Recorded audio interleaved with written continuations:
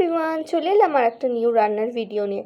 প্রথমে তো দেখতেই পেলে চিকেনটাকে আমি সুন্দর করে হলুদ গুঁড়ো, লঙ্কা গুঁড়ো, জিরে গুঁড়ো দিয়ে আর একটু নুন দিয়ে ভেজে রেখেছি। আর ওখানে পাশেই কাটা ছিল কুচি করা পেঁয়াজ এবং লঙ্কা। মা কড়ার মধ্যে তেলটা গরম হতেই ডিমটা দিয়ে দিল। ডিমটা দেওয়ার পরে একটুখানি ভালো করে নেড়ে নিল, মানে কুচি কুচি করে নিল ডিমটা। আর ওদিকে চিকেনের পরিমাণটা বেশি থাকার সত্ত্বে ডিমটা প্রায় কমই দিয়েছে। তারপরে কড়া গরম হতে দিয়ে দিল হোয়াইট অয়েলটা দেওয়ার পরে পেঁয়াজ লঙ্কাটা হালকা একটুখানি ভেজে নেব। এরপরে দিয়ে দেব চাউমিনটা দেবো। তারপরে একে একে সব জিনিসগুলো দেব। চাউমিনটা দিয়ে একবার একটুখানি নেড়ে নেওয়ার পর এর মধ্যে ধীরে ধীরে দিয়ে দেবো বাকি ইনগ্রিডিয়েন্টসগুলো। ফার্স্টে দিয়ে দিলাম নুন দেওয়ার পর ভালো করে নাড়ার আগে দিয়ে দেব ডিম এবং চিকেনটা, যেটা ভেজে রেখেছিলাম সুন্দর করে।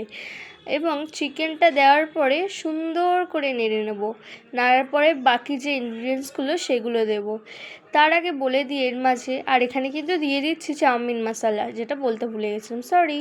আর তার মাঝে তোমাদেরকে বলে দিই, এখনও যারা সাবস্ক্রাইব করোনি অবশ্যই কিন্তু আমার পেজটা সাবস্ক্রাইব করে পাশে থাকা বেল আইকনে ক্লিক করে নোটিফিকেশন অল করে দাও, যাতে আমার এই রান্নাগুলো তোমাদের কাছে খুব সহজেই পৌঁছে যায়।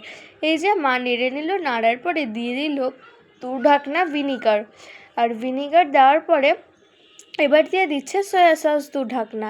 দেওয়ার পরে জিনিসটাকে কিন্তু ভালো করে নাড়তে হবে, নালে কিন্তু এটা না মিশলে খেতে খারাপ লাগবে। এই যে আমার মা সুন্দর করে চাউমিনটা নেড়ে নিল। এই যে এবার প্লেটে সার্ভিং করব সুন্দর করে। দেখো দেখতে কত লোভনীয় হয়েছে। বাই।